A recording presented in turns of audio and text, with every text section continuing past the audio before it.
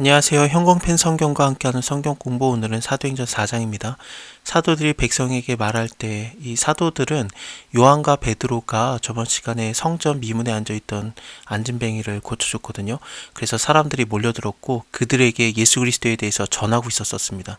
그것을 말하고 있을 때 제사장들과 성전 맡은 자와 사두개인들이 이르러서 백성을 가르침과 예수를 들어서 죽은 자 가운데서 부활하는 도를 전함을 싫어하였습니다.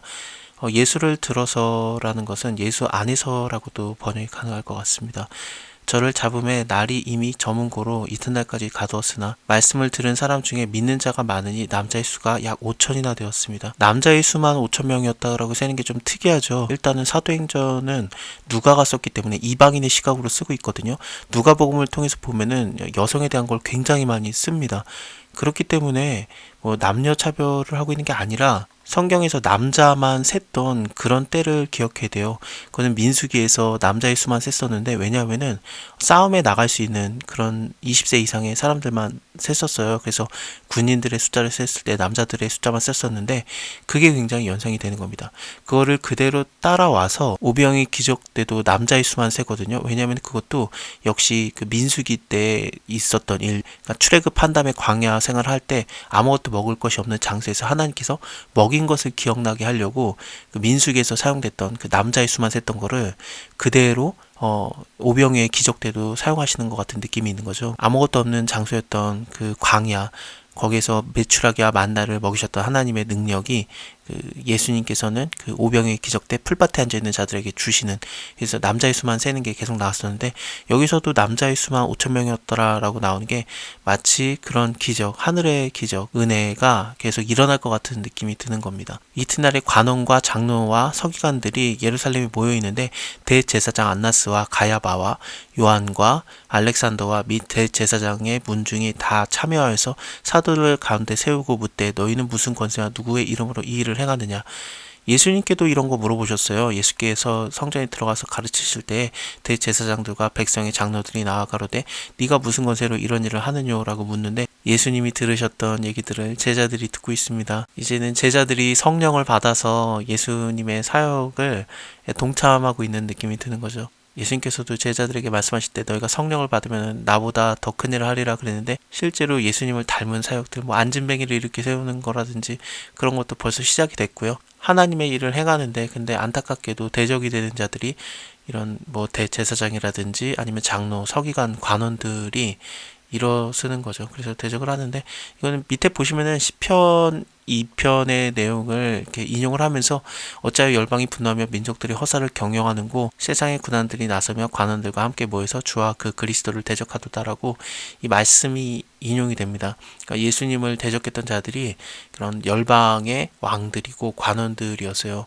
그래서 하나님께서 권세를 주신 자들인데, 그들이 그 권세로 오히려 하나님의 아들 예수 그리스도를 대적하는 이상한 일을 했었어요. 그래서 시편 2편을 계속 이어서 보면, 주께서 저를 비웃으시리로다, 너희가 아들에게 입맞추라, 그래야지 않으면 너네가 진노함을 받게 된다라는 내용으로 나오거든요. 이에 베드로가 성령이 충만하여 가로되, 백성과 관원과 장로들아, 그러니까 이 사람들, 근데 오히려 대적이 된 자들이죠. 만일에 병인에게 행한 착한 일에 대해서 이 사람이 어떻게 구원을 얻었느냐고 우리에게 질문하면은, 너희와 모든 이스라엘 백성은 알아라, 너희가 십자가에 못 박고 하나님이 죽은 자 가운데서 살리신 나사렛 예수 그리스도의 이름으로 이 사람이 건강하게 되어서 너희 앞에 섰느니라. 예수 그리스도께서 죽은 자 가운데서 살아났다는 거, 이것을 바로 얘기하고 있는데, 사실 이 제사장들이라든지 관원들, 사두개인들이 이 말을 듣기를 싫어했어요. 예수께서 죽은 자 가운데서 부활하셨다라고 하는 그 도가 전해지는 것을 싫어했는데, 이런 관원들에게도 너네도 이거 알아라 그러면서, 니네가 십자가에 못 박은 예수님이 이제 살아나셨다, 나사렛 예수 그리스도의 이름으로 이 사람이 건강하게 되어 너희 앞에 섰느니라. 이 예수는 너희 건축자의 버린 돌로서 진 모퉁이의 머릿돌이 되었느니라. 이거는 시편 118편을 보면은 건축자의 버린 돌이 진 모퉁이의 머릿돌이 되었다라고 나와요. 머릿돌은 기준돌이라고도 볼 수 있고, 모퉁이돌, 기초돌이라고도 하고 그렇습니다. 그래서 가장 중심이 되는 돌인데, 이 건축자는 이 돌이 필요 없다고 버렸는데 오히려 이것이 모퉁이 돌이 되었다라는 게, 가장 그 돌에 대해서 잘 알아봐야 되는 건축자가 버린 거거든요. 마찬가지로 예수님을 가장 잘 알아봐야 됐던 관원들이라든지 장로들, 서기관들, 그리고 또 대제사장들이 몰라봤다라는 게 되게 좀 특이한 거죠. 그래서 이게 기이한 일이 되는 겁니다. 예수 그리스도께서 머릿돌이 되시고 우리도 이어져서 연해져서 지어져 가는 겁니다. 그래서 하나님의 성전이 이루어지는 것 같은 그런 느낌의 단어들이 바울 서신에 나오게 될 건데요. 그건 나중에 바울 서신을 우리가 공부할 때 한번 보고요. 다른 이로서는 구원을 얻을 수 없나니 천하 인간의 구원을 얻을 만한 다른 이름을 우리에게 주신 일이 없음이라 하였더라. 예수 이외에는 구원을 얻을 만한 이름이 없습니다. 예수 믿는 것밖에 없어요. 다른 거는 안 됩니다. 하나님께서 그렇게 이미 정하신 거고 하나님이 구원하는 자고 하나님이 그렇게 정했는데 우리가 다른 거 만들어낼 수 없어요. 예수 믿어야 됩니다. 그게 다예요. 저희가 베드로와 요한이 기탄 없이 말함을 보고 그 본래 학문이 없는 범인인 줄 알았다가 이상히 여깁니다. 학문이 없는 범인이라고 생각했다라는 게 뭐냐면은 고등교육을 받지 못한 거예요. 그러니까 율법 교육이라든지 그런 교육을 받지 못한 그냥 평범한 사람인 줄 알았다가 이상히 여기는 건데 사실 요한은 요한복음을 통해서 보면은 대제사장과 아는 사이입니다. 그래서 예수님이 잡혀가셨을 때 그 집 안에까지 들어갈 수 있었고 베드로도 같이 요한 따라 들어갔다가 모닥불까지밖에 못 가죠. 베드로는 직접적으로 아는 사이가 아니니까. 그래서 모닥불 앞에 있다가 예수님 3번 부인하는 거고 요한은 끝까지 들어가거든요. 그래서 예수님이랑 그런 제사장이라든지 대화 내용을 다 기록할 수 있었던 거예요. 요한이 공부를 많이 한 사람이라는 거를 알 텐데, 왜냐면 지금 모여있는 자들이 뭐 여기 대제사장 안나스라든지 가야바라든지 있으니까 요한과 아는 사이들이에요. 그래서 이것을 어떻게 봐야 되는가라는 고민이 있는데, 일단은 베드로가 이 학문이 없는 범인으로 알았던 거 아닐까. 왜냐면 지금 현재 말하고 있는 게 베드로니까 그렇게 생각하는 게 가장 맞을 것 같아요. 요한은 공부를 좀 한 것 같습니다. 요한복음이라든지 요한 1, 2, 3, 4 요한계시록을 보면은 그런 단어 선택 같은 것들이 공부를 굉장히 많이 한 느낌이 확 나요. 베드로는 공부를 했느냐 안 했느냐, 가난한 어부였냐, 그렇지는 않아요. 베드로 안 가난합니다. 대제사장과 아는 사이인 요한과 동업을 했을 정도로 좀 많이 높은 듯한 느낌이 있어요. 그리고 또 베드로 전후서라든지 뭐 마가복음도 그 베드로의 설교를 마가가 받아 적은 거거든요. 마가복음을 통해서 봐도 베드로가 그렇게 공부를 안 했다라는 느낌이 별로 안 들어요. 그래서 학문이 있는 사람인데 그냥 겉보기에 그냥 평범한 사람인 줄 알았다가 이상히 여겼던 거라고 보는 게 가장 타당한 생각인 것 같습니다. 일단은 베드로가 설교하고 있는 거고요. 근데 여기서 요한도 말했다라는 것이 나오니까 일단은 이 정도만 보고 넘어가겠습니다. 또 병난 사람이 그들과 함께 섰는 것을 보고 힐난한 말이 없었습니다. 지금 안진뱅이 된 자가 일어섰으니까 모든 백성이 그 걷는 것과 하나님을 찬미함을 보고 그 본래 성전 미문에 앉아서 구걸하던 사람인 줄 알고 그의 당한 일을 인해서 심히 기이 여기며 놀랐거든요. 그래서 실제로 그 일이 있고 눈에 보여지니까 할 말이 없는 거예요. 그래서 그냥 명령을 하고 공회에서 나가라라고 하는데, 유대의 그런 공회에서 쫓겨난 건지 아니면 지금 현재 예루살렘의 공회에서 거룩한 모임이라고 볼 수 있는데 거기서 나가라고 한 건지 이런저런 생각을 할 수 있는데, 유대교회에서 쫓겨난 것 같은 느낌이 있어요. 그래서 뭐 사도행전을 보면은 이런 유대의 공회가 중요한 게 아니죠. 왜냐면은 거룩한 공회와 성도가 서로 교통하는 것과 하면서 새로운 그 교회, 거룩한 공회가 오히려 그 사도들, 그러니까 초대교회를 통해서 시작되는 것 같은 느낌이 있지 않습니까? 여기서 나가길 잘한 거죠. 그래서 어쨌든 나가라고 하고 그리고 서로 의논을 합니다. 그래서 이 사람들을 어떻게 할까? 저희로 인해서 유명한 표적이 나타난 것이 예루살렘에 사는 사람에게 알려졌으니 우리도 부인할 수가 없다. 이것이 민간에게 더 퍼지기 못하게 하기 위해서 저희를 위협하여서 이후에는 이 이름으로, 그러니까 예수의 이름으로 아무 사람에게도 말하지 말게 하자라고 하고 그들을 불러서 경계하여서 도무지 예수의 이름으로 말하지도 말게 그리고 가르치지도 말게 했습니다. 근데 베드로와 요한은 대답하여 가로되 하나님 앞에서 너희의 말을 듣는 것이 하나님의 말을 듣는 것보다 옳은 자 판단하라. 사도행전 5장 29절 다음 장을 보면은 베드로와 사도들이 대답하여 가로되 사람보다 하나님을 순종하는 것이 마땅하니라 라고 돼 있어요. 예수님께서도 그 유대인들이 사람의 법을 쫓느라고 하나님의 말씀을 버린 것을 되게 한탄스럽게 얘기하셨거든요. 너희가 사람의 법을 쫓느라고 하나님 말씀을 버렸느니라 라고까지 얘기하는데, 제자들도 굉장히 예수님과 비슷한 얘기를 하고 있습니다.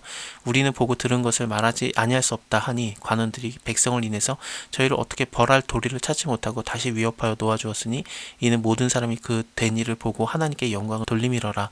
이 표적으로 병 나은 사람이 40여세나 되었더라. 그 태어나서부터 안진뱅이 됐던 자가 일어난 거, 그 사람이 40여세나 되었습니다.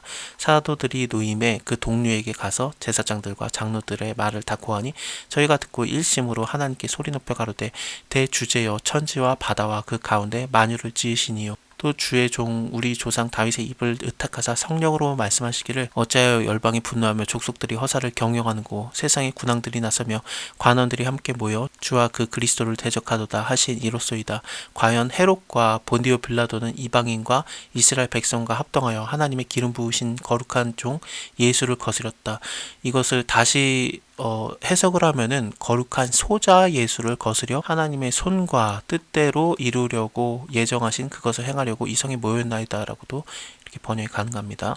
주여 이제도 저희의 위험을 하감하여 주옵시고 또 종들로 하여금 담대히 하나님의 말씀을 전하게 하여 주옵시며 손을 내밀어 병 낫게 하옵시고 표적과 기사가 거룩한 종 예수의 이름으로 이루어지게 합소서 하더라.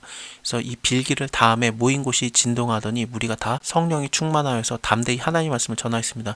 지금 성령 충만해서 하나님 말씀을 전했던 거는 베드로와 요한 정도였어요.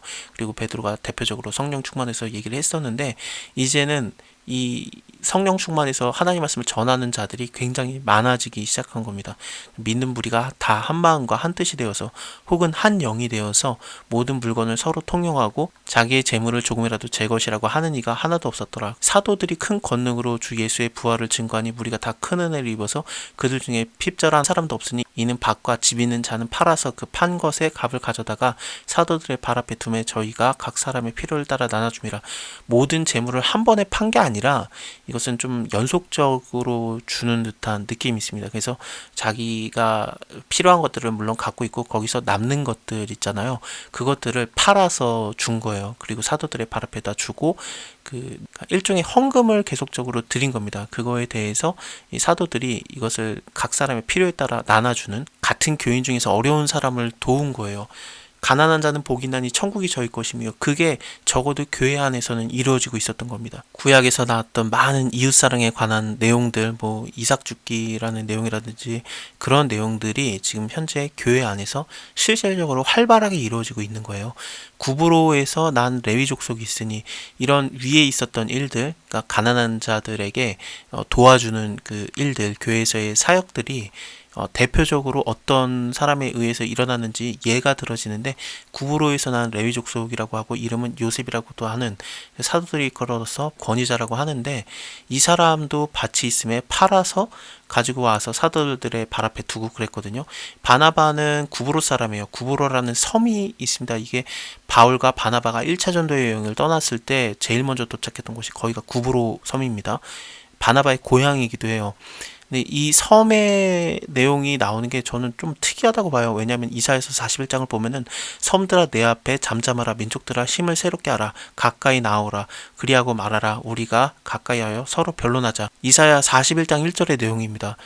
이사야서 1장 18절을 보면 우리가 서로 변론하자, 아마 그거 있지 않습니까? 오라 우리가 서로 변론하자. 그럼 너희의 죄가 주홍과 같을지라도 양털처럼 희게 되리라. 그 말씀이 있는데 그거는 뭐 예루살렘이라든지 뭐 이스라엘 어떤 믿는 자들을 부르는 것 같은 느낌이 있었는데 똑같이 우리가 뭐 서로 변론하자, 가까이 하자 막 그러는데 이게 섬들이라고 하면서 이게 확장이 된 거예요. 단지 예루살렘이라든지 뭐 이스라엘이 아니라 이 섬들은 그냥 결론부터 말씀드리면은 모든 세계를 말하는, 온 세계를 말하는 단어를 섬들이라고 이사야서에서는 사용합니다. 근데 놀랍게도 이 구브로는 진짜로 이방인데 근데 또 섬이기도 해요. 그래서 그곳에서 온 사람이 거론되는 게 마치 복음이 전해졌고 이사야서에서 그 약속했던 하나님이 구원하시리라라는 그런 사역이 이루어지고 있구나라는 게 보여지는 게 이런 구브로에서 온 자가 대표적인 예로서 등장하는 것이 보여집니다. 여기까지 보고요. 다음에 아나니아 삽비라, 정말 논란과 많은 충격의 사건, 이걸 어떻게 봐야 되는지 다음 시간에 있어 보겠습니다. 감사합니다. 다음에 뵐게요.